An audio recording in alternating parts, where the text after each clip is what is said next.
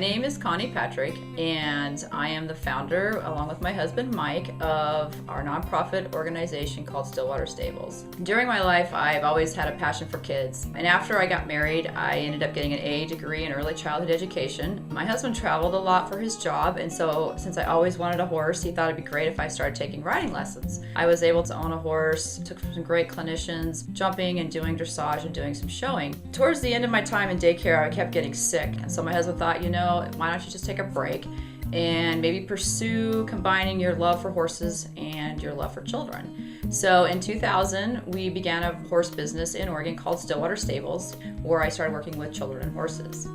We moved to Ohio in 2005 and kind of went back and forth on whether to start this as a business again or possibly go nonprofit.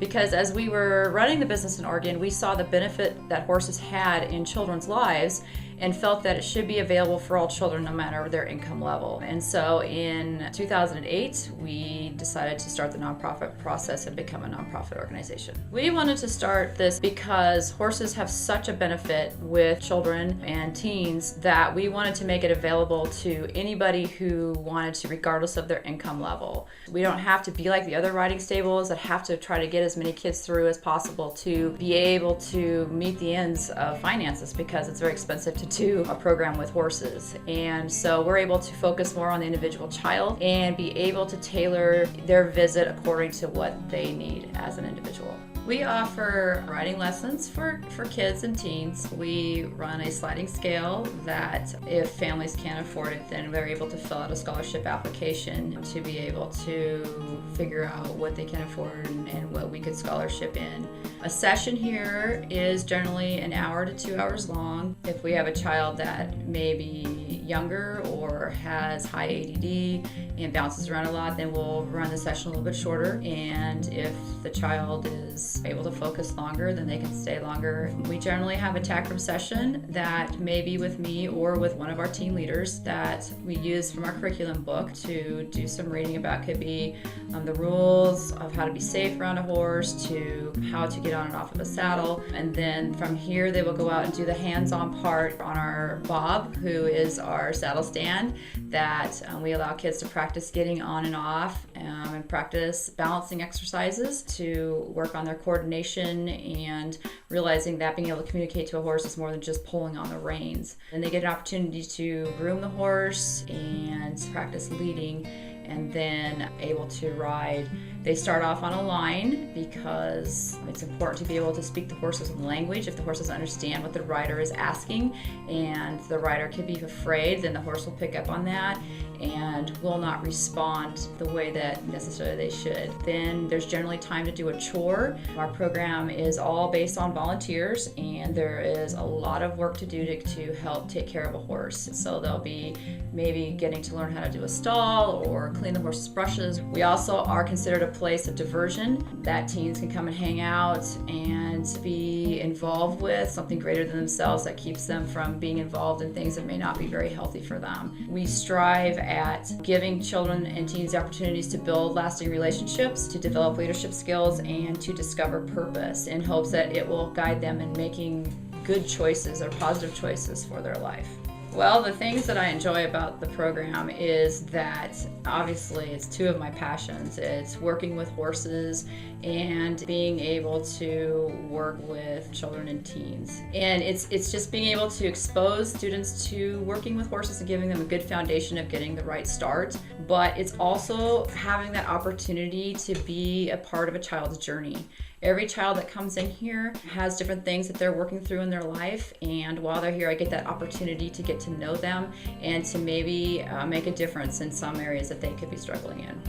I love seeing kids reaching their goals, be it being able to walk off the line for the first time riding solo on their horse, to being able to post the trot, or maybe just even having the courage to get on the horse, that because the horse can be so big and seem so overwhelmingly scary that they can face their fears and hop on. There was a child who was mild MRDD and had mild autism. We worked on Bob for a month trying to get her to be able to have the coordination to put her foot in the stirrup, swing her leg over, and be able to land in the saddle. and then be able to turn around and lift that leg back over the saddle to be able to get off.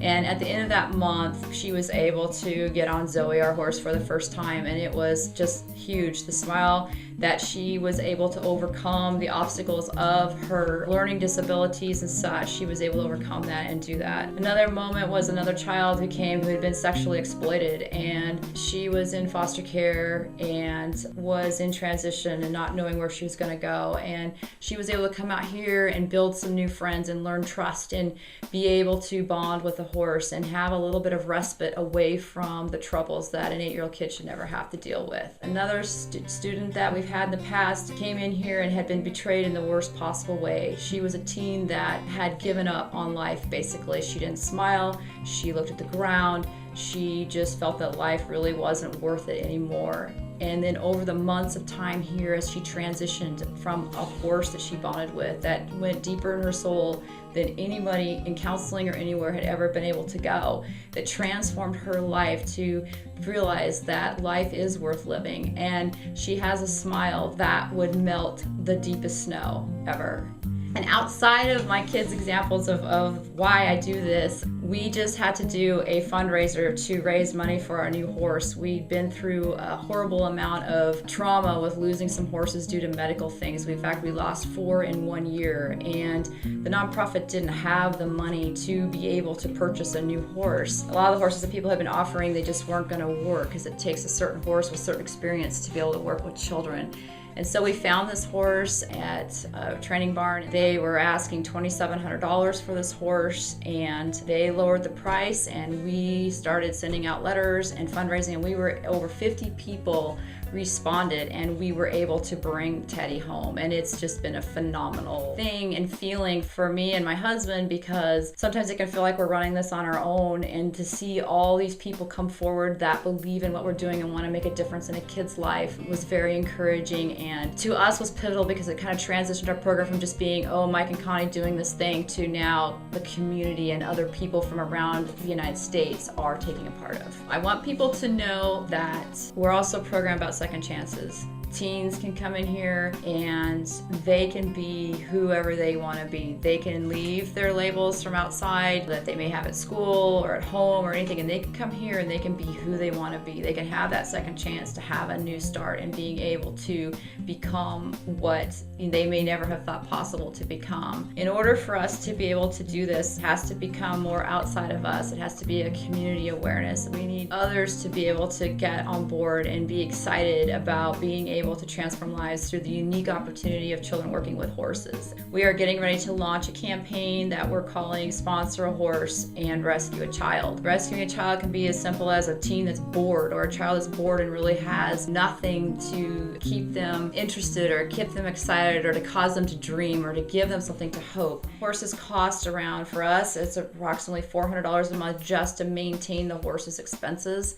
Everybody here is volunteer. The property has been donated to use for this. There is no money coming in other than to help take care of the horses and hopefully maintain the facility to run it. We would love to get more people involved who might be interested in sponsoring a horse per month by pledging to give a certain amount a month, which we would then in return give you updates and fill you in on what your horse is doing to change the lives of kids. Our program relies on volunteers and the talents that somebody may have of landscaping or office management that we're just waiting for people like that to come forward that can help us round out our program in different ways. I would really love to talk with each and everyone who's interested in our program. If you're interested in a riding session for your child, if you're interested in our Sponsor a Horse and how to find out more information about that, or you are interested in coming out and doing some work for us, please give us a call at 937-383-7793, or check us on the web at www.stillwater-stables.org,